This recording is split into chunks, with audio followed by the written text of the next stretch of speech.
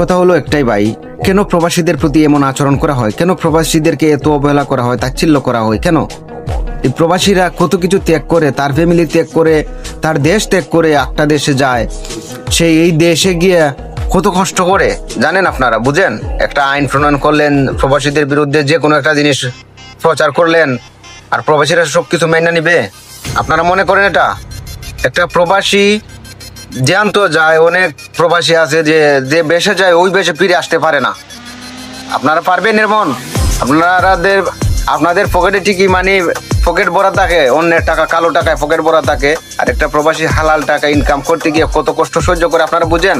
একটা জিনিস প্রচার করলেন আর সামনে নিয়ে আসলেন, যেমন ইচ্ছা তেমন কাজ করলেন। এটা হবে না তো, এই দেশে এটা হবে না। জনগণ যদি কেইফা যায় তা আপনাদের অনেক পস্তাতে হবে। একটা কারণে দেখেন কত বড় দেশে কত বড় আন্দোলন হয়ে গেছে। আপনারা নতুন করে আরেকটা জিনিস টানবেন না, এখনো সময় আছে। আপনারা আপনাদের কথা ঘুরিয়ে নেন এবং প্রবাসীদেরকে শান্তিতে বাঁচতে দেন। ধন্যবাদ।